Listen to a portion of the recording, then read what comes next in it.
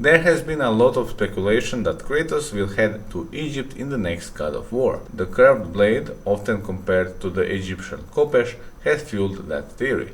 This theory, or rumor, came to surface last week when popular insider Tom Henderson hinted that Kratos will have a curved sword in next game. I don't think it is that simple. In fact, the clues might actually point us to Persia or Mesopotamia instead. And there is one character who could play a major role in this transition. Now let's talk why Egypt might not be the next. First of all, the Norse storylines remain open. Atreus' journey and the fate of the giants still matter. By doing that, all things they have been building for the past 10 years would just vanish and don't matter to the whole storyline itself. There are many questions left open after Norse saga, especially with Atreus and other characters. I am even willing to go this far to tell you that maybe Atreus won't be in the next game or next Pantheon. This kind of story of searching for the giants might take a lot longer than we think. To me, the more obvious situation is that Kratos might be accompanied by Týr as his new companion in new Pantheon. Since they already introduced Týr in Valhalla and companion system in Ragnarok, it would be just normal for them to use the already given resources for creating the next game. Atreus just might be on a standby for a little while. Also, we still need to see what kind of role Sindri has, since at the end of the game he has really a big beef against Kratos. Maybe he will do something, maybe he will not. So many questions are left open. There is also a rumor of God of War 2.5 Metroidvania game. Maybe this game will also have some hints towards the next Pantheon. However, if they are going to do the next Pantheon, Týr has to be the best option because he has already traveled so far, he knows the ways, and this way we still visit Norse realm at the beginning of the game, maybe see a glimpse of other characters before we move on to the next Pantheon. The second thing is historical timeline. The khopesh was long gone after 1200 BCE, while Kratos lives in the Viking era, around 800 to 1100 CE.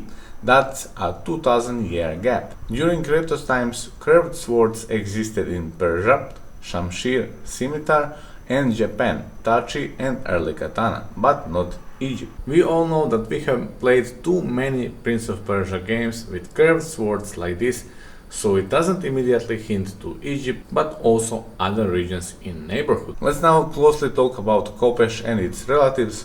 Well, historically the khopesh and its cousins appeared across Mesopotamia, the Levant, the Hittite Empire and Egypt in the Bronze Age. Later, curved swords resurfaced much later as the Persian shamshir, the scimitar and even Japanese tachi. Style fits the Viking era, but geographically it fits Persia and Mesopotamia, not Egypt.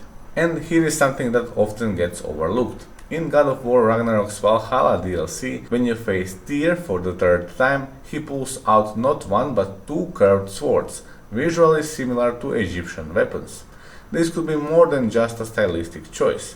Santa Monica may have built a full moveset for dual curved swords, which they plan to use again, either for Kratos or for enemies he will face in the next game.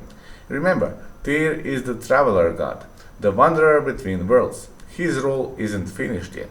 I believe he could either gift Kratos these blades directly or send him on a journey to distant lands. Maybe he has some beef with some other gods. Imagine just he goes with Týr to help him on some errand, maybe Egypt, maybe Persia, and Týr gets killed and Kratos gets entangled in some kind of god things. But if you want to hear more about that, stay tuned to my channel, subscribe, because I will have my next video like top 10 reasons why Kratos would leave Norse realm. So let's go for conclusion. While many fans jump straight to Egypt, I think Santa Monica is playing the long game here. The curved blades in Valhalla, Tyr's unexplored role as a traveler, and the historical presence of scimitars in Persia and Mesopotamia during Kratos' lifetime all suggest that might be the true next step. Maybe we will fight under the shadow of ziggurats, face gods like Marduk or Ishtar, and see Kratos wield a weapon unlike anything he has used before. But what do you think? Is Týr the key to guiding Kratos towards Persia and Mesopotamia, or will these curved swords still lead us into the deserts of Egypt. Thank you guys for watching. Of course, stay tuned for more like this on my channel. Subscribe, like to help me create more videos like this, and see you in my next video.